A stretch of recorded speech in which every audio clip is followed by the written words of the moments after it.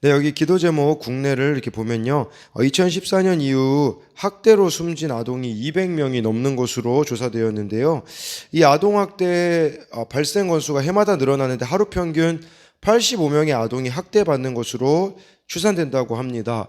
양육자, 보육 관계자 등이 아이들을 자신의 소유물이나 분풀이 대상으로 삼지 않고 인내와 사랑으로 품고 인격적으로 대하도록 기도해야 합니다. 국외는요, 레바논 2019년 시작된 경제위기 코로나19 대유행으로 또 베이루트 대폭발 참사를 거치면서 국가 존립 마저 위태로워졌습니다. 화폐 가치가 폭락했고요. 연료 부족으로 전기 공급도 원활하지 못하는데 정부 관료들이 하나님을 경외함으로 정치 분열과 국정 공백을 극복하고 각 영역을 바르게 세워가도록 기도해야 합니다. 네, 오늘 말씀은 에스라 3장 1절부터 13절까지 내용이 되겠는데요. 이 유다 백성들이요, 바벨론에 처음 그때 포로 잡혀갔을 때 한 번에 다 잡혀간 게 아니었습니다. 이게 3차까지 포로로 그때 이렇게 잡혀갔었거든요.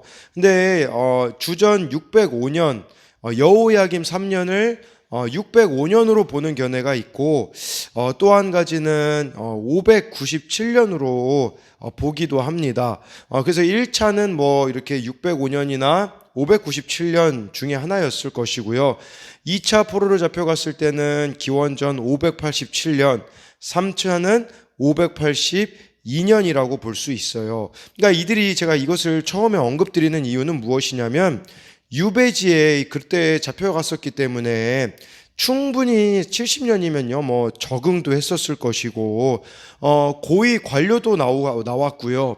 또 부자가 된 사람들도 있었습니다. 그런데 다시 고국으로 돌아온다라는 것은 그 모든 것을 내려놓는다라고 볼 수 있겠거든요. 그리고 이 거리가 얼마나 됐냐면요, 바벨론에서부터 예루살렘으로 돌아오려면 1500km가 되었기 때문에 이게 사실은 그렇게 가까운 거리는 아니었다라는 거죠. 이 얼마나 막연했겠습니까? 1500km 떨어진 곳에서 새로운 시작을 해야 되는 것은 결코 만만하지 않았을 것이라는 거죠. 이때 그 기록에 의하면요, 약 10%에서 30%만 귀환을 했다고 하더라고요. 10%에서 30%. 그러니까 어떻게 보면 참 많은 숫자는 아니었었다라고 볼 수 있겠는데, 중요한 것은 하나님은 누구에게 관심을 가지고 있으시냐라는 거죠. 적은 수지만 하나님의 뜻에 순종하는 사람들을 비춰주고 있다라는 것을 말씀해주고 있는 겁니다. 그러니까 정말 우리가 뭐 숫자나 외적으로 보여지는 것이 중요한 게 아니라는 것이겠죠. 여기 1절 말씀 보니까요, 이스라엘 자손이 각자의 성읍에서 살더니 7째 달에 이르러 일제히 예루살렘에 모인지라 라고 해가지고요, 이스라엘 자손이 각자 성읍에서 살다가 7째 달에 이르러 라고 이렇게 했으니까 아마 이들이 귀환한 후에도 정착하고 아마 상당 시간이 흘렀다고 볼 수가 있습니다. 근데 왜 7째 달에 모였을까요? 전체적인 맥락을 봤을 때 쉽게 말하자면 새해를 예배로 시작하기 위하여서 이들은 모였다고 할 수가 있습니다. 네, 그러면서요, 이들이 또 이렇게 보니까 4절하고 좀 연결시켜 보면 왜 모였는지가 나와 있는데, 또 초막절을 지키기 위함이었어요. 이 7째 달에는 이스라엘에게는 중요한 의미를 가지거든요. 7째 달이니까 7월이겠죠. 유대력으로 이 7월 1일에는요, 나팔절이고요. 7월 10일에는 속죄일이고요. 7월 15일부터는 일주일 동안 초막절이 진행되거든요. 그 4절에 보면 초막절을 지켰다라는 내용이 나오기 때문에 이들이 이렇게 7째 달에 모인 것은 또한 절기를 지키려고 했다고 볼 수가 있습니다. 그러니까 신앙적으로 중요한 것은 여기서 일제이라는 단어예요. 일제이. 이 일제이라는 단어를 원어로 보면 한 사람처럼이란 뜻이에요. 한 사람처럼. 그러니까 모든 백성이 이 성전 재건에 동의했음을 보여준과 동시에 이스라엘 백성들이 연합하였다라는 것을 보여주고 있는 겁니다. 이 연합의 의미가 있다라는 것이죠. 이걸 보면서 우리가 알 수 있는 것은 무엇으로 우리가 연합을 할 수 있느냐라는 것이죠. 그 연합은 바로 예배에 있다라는 것을 또 보여주는 것이라고 할 수가 있는 것입니다. 2절에 요사닥의 아들 예수아와 그의 형제 제사장들과 스알디엘의 아들 수룹바벨과 그의 형제들이 다 일어나 이스라엘 하나님의 제단을 만들고 하나님의 사람 모세의 율법에 기록한 대로 번제를 그 위에서 드리려 할세라고 해가지고요. 이 제단을 예배드리기 위하여서 모세의 율법에 기록된 대로, 그러니까 이 성경에 기록된 대로 그 번제를 드리려는 방식을 회복하는 것입니다. 그러니까 이 말씀에 순종하려고 하고 있는, 그러니까 이 하나님의 방식을 따라야 된다라는 것을 우리들에게 보여주고 있는 겁니다. 하나님을 섬기는데 그냥 내 열정과 내 마음대로 섬겨서는 안 되는 것이죠. 정말 하나님이 원하시는 대로 섬기는 그 방식, 바로 말씀의 방식이라고 할 수가 있겠고요. 또 한 가지 2절을 통해서 생각해 볼 수 있는 것은 자신들 이 선조들이 그 포로로 잡혀갔던 것은, 바벨론으로 끌려갔던 것은 말씀을 거역한 죄라는 사실이라는 것을 이들은 알았기 때문에 최우선순위로 말씀을 두었다라는 것을 보여주고 있는 그런 말씀이라고 할 수가 있는 것입니다. 3절에요. 무리가 모든 나라 백성을 두려워하여 제단을 그 터에 세우고 그 위에 아침 저녁으로 여호와께 번제를 드리며 해가지고요. 모든 나라 백성을 두려워하여, 이게 두려워하기 때문에라는 뜻이에요.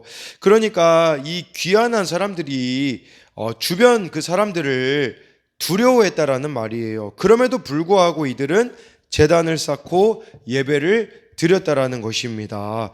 아마 그들은 두려웠겠죠. 왜냐하면 군대도 없죠. 성벽도 없었거든요. 그러니까 그들을 보호해 줄 만한 안전장치 같은 것이 하나도 없었기 때문에 두려움을 느낄 수 있었다라는 것이죠. 그럼에도 불구하고 그들은 예배를 드렸다라는 겁니다. 우리가 이걸 보면서 진정한 보호는 예배에 있다, 하나님과의 그런 만남에 있다라는 것을 또 우리들에게 보여주는 것이 아니겠습니까? 그리고 이 두려움을, 여러분 우리가 모두가 다 두려움이 있잖아요.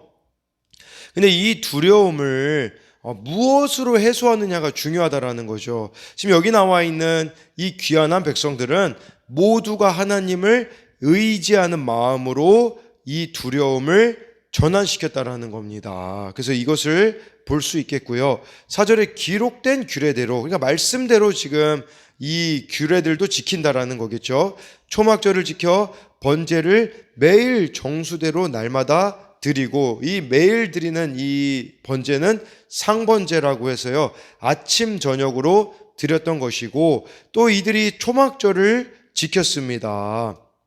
그래서 이걸 보면서요, 초막절은 출애굽한 이스라엘이 그 광야에서 초막에서 살았다라는 것을 기억하는 거거든요. 그 가운데서 하나님이 지키셨다라는 거거든요. 그럼 이들이 지금 초막절을 지켰다라는 것은, 지키고 있다라는 것은 무엇을 말하는 것이겠습니까?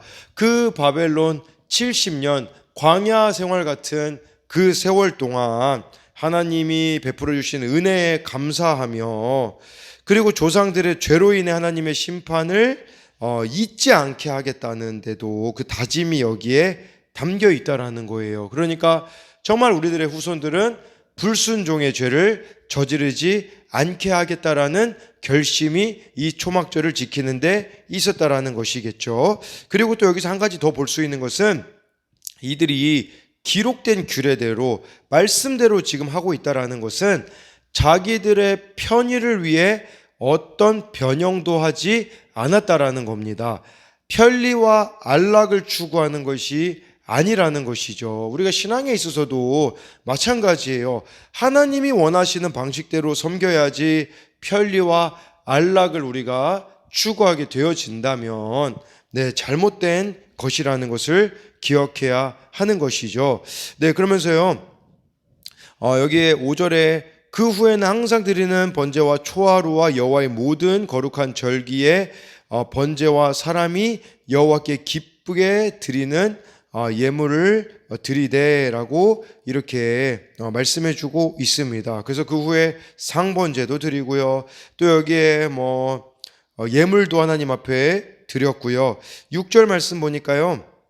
일곱째 달 초하루부터 비로소 여호와께 번제를 드렸으나 그때에 여호와의 성전 지대는 미처 놓지 못한지라 라고 해가지고요. 성전 기초가 놓이기 전에 번제를 드리기 시작했다라는 것은 중요한 것은 외적인 것이 아니라 내적인 거라는 것을 우리들에게 가르쳐주고 있는 겁니다. 성전이 완성되지 않았는데 번제부터 드렸다라는 거. 사실은 그 성전 이런 건물보다도 그 안에 핵심인 이 예배가 또 우선이 되어져야 된다라는 것을 말씀해 주는 것이라고 볼 수가 있습니다. 7절에요. 이에 석수와 목수에게 돈을 주고 또 시돈 사람과 두로 사람에게 먹을 것과 마실 것과 기름을 주고 바사왕 고레스의 명령대로 백향목을 레바논에서 욥바 해변까지 운송하게 하였더라 라고 이렇게 말씀해 주고 있습니다. 그래서요, 이 하나님을 섬기는 일에도 있잖아요.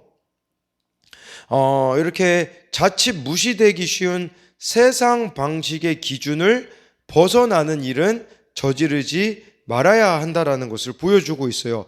이렇게 값을 치러야 되는 것에 있어서는 정확히 치러야 된다라는 말이에요. 그러니까 야, 이거 하나님이 우리 성전 지으라고 하셨어 라고 하면서 그냥 이렇게 돈도 지불하지 않고 그러면 안 된다라는 것이겠죠. 정말 이렇게 마땅히 지불해야 되는 것들은 편법을 쓰지 말고 정직해야 된다라는 것을 이 7절 말씀을 통해 보여주고 있어요. 그렇기 때문에 이 믿음이라는 것은 태만과 무분별함과 맹목적인 기대를 정당화할 수는 없다라는 것을 이렇게 보여주는 것이라고 할 수가 있는 것이겠죠. 그렇기 때문에 더 쉽게 말씀드리면 하나님의 영광을 위하여서 성공을 해야 된다고 예전에 고지론이라는 게 이렇게 한때 유행이었잖아요. 높은 곳에 기독교인들이 배치가 되면 이제 다 변화가 될 거다. 근데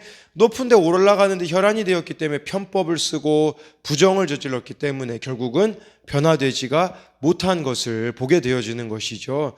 마찬가지로 하나님을 위한 일이라고 우리가 이런 편법이나 부정을 저질러서는 안 된다라는 거예요. 마치 내가 이 부자가 되어서 예를 들어 돈을 하나님을 위해서 쓴다고 정작 그 부자가 되는데 부정을 저지르지는 또 이렇게 안 된다라는 것이겠죠. 그러니까 이게 7절 말씀이 그런 의미라고 볼 수가 있는 겁니다. 8절에요. 예루살렘에 있는 하나님의 성전에 이른 지 2년 둘째 달에 스알디엘의 아들 수룹바벨과 요사닥의 아들 예수아와 다른 형제 제사장들과 레위 사람들과 무릇 사로잡혔다가 예루살렘에 돌아온 자들이 공사를 시작하고 20세 이상의 레위 사람들을 세워 여호와의 성전 공사를 감독하게 하매 해가지고요. 그러면 이 순서를 좀 잘 보셔야 돼요. 아까 2절에는요 순서가 어떻게 돼 있었냐면요, 예수아라는 사람이 먼저 나왔어요. 그리고 수룹바벨이 그 뒤에 나왔거든요. 8절은 반대로 나와 있어요.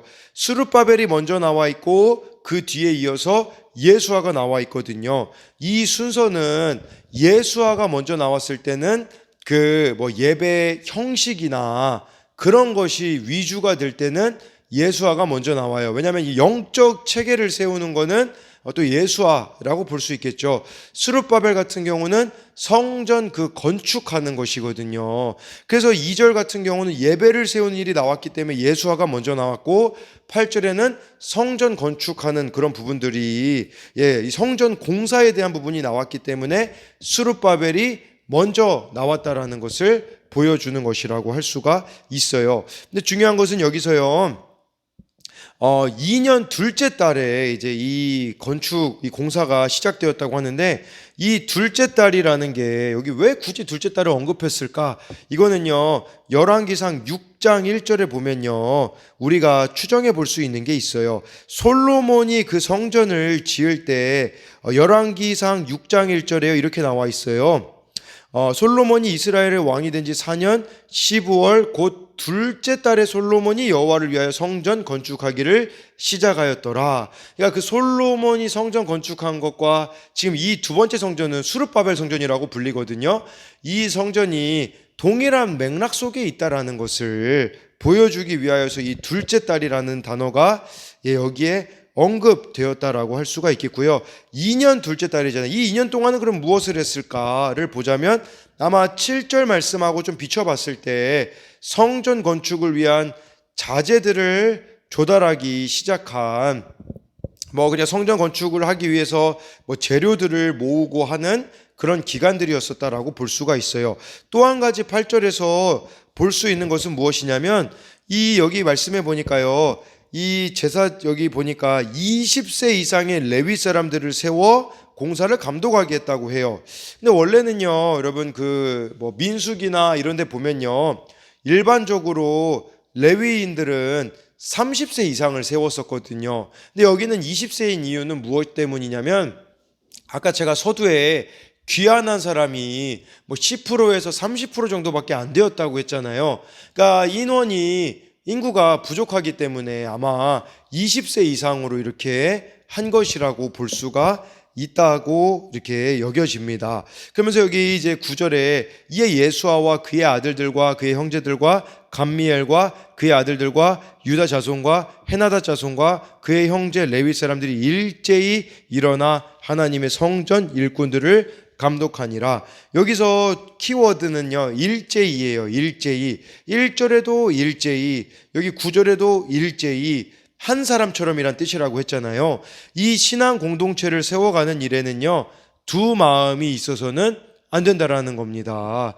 여러분, 하나님 말씀을 따라 움직이면 하나가 될 수 있거든요. 근데 우리가 하나님의 뜻을 따르기보다는 나의 어떤 것을 따르기 때문에 이렇게 일치가 되어지지 않는 경우들이 많다라는 것이겠죠. 10절에요. 건축자가 여호와의 성전에 기초를 놓을 때에 제사장들은 예복을 입고 나팔을 들고 아삽 자손 레위 사람들은 제금을 들고 서서 이스라엘 왕 다윗의 규례대로 여호와를 찬송하되, 그러니까 다윗 때 그렇게 이렇게 예배했던 그 방식대로 또 예배했다라는 것을 말씀해주고 있습니다. 그러니까 말씀대로, 말씀에서 적혀있는 그 방식대로 예배했다라는 것이겠죠. 11절에 찬양으로 화답하며 여호와께 감사하여 이르되 주는 지극히 선하심으로 그의 인자하심이 이스라엘에게 영원하시도다 하니 모든 백성이 여호와의 성전 기초가 놓임을 보고 여호와를 찬송하며 큰 소리로 즐거이 부르며,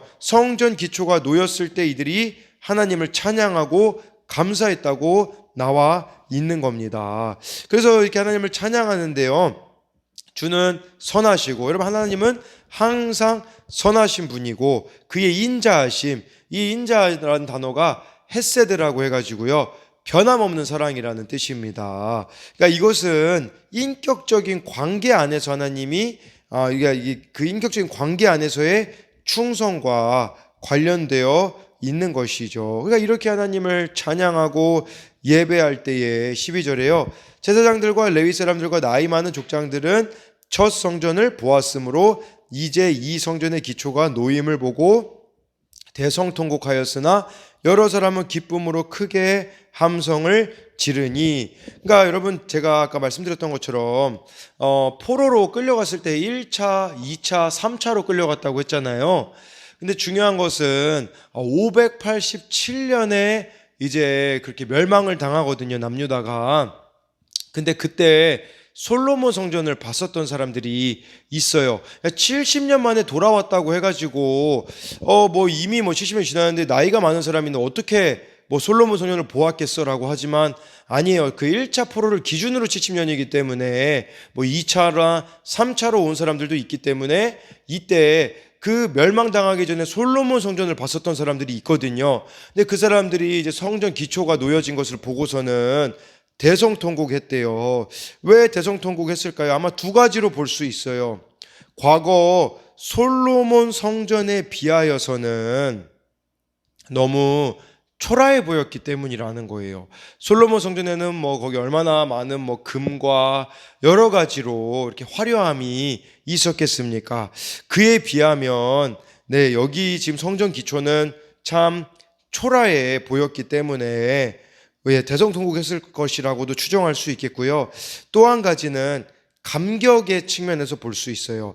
다시 이 성전을 재건할 수 있다라는 사실에 감격했을 것이라고 볼 수가 있는 것이겠죠. 근데 중요한 것은요, 솔로몬 성전과 이 지금 두 번째로 짓는 그 수르바벨 성전의 차이는 무엇이냐면, 솔로몬 성전은 솔로몬이 왕이 주도적으로 좀 일방적으로 지은 것이라고 보다면, 이 수르바벨은요 더 솔로몬 성전에 비해서는 사실 초라하죠. 그런데 한 마음으로 지었다라는 거, 일제이라는 그 단어 있잖아요. 초라해 보이지만 한 마음으로 지은 이것이 더 중요하다라고 볼 수가 있는 겁니다. 13절에 백성이 크게 외치는 소리가 멀리 들림으로 즐거이 부르는 소리와 통곡하는 소리를 백성들이 분간하지 못하였더라 라고 해가지고요, 즐거워하는 소리, 통곡하는 소리, 정말 기쁨과 눈물의 잔치가 이렇게 이들에게 벌어졌다라는 것을 보여주고 있습니다. 오늘 말씀을 통해 한 가지만 더 여러분들에게 말씀드리고자 하자면, 신앙이라는 것은요 외형에 있지 않고 본질에 있다라는 것을 기억해야 된다라는 겁니다.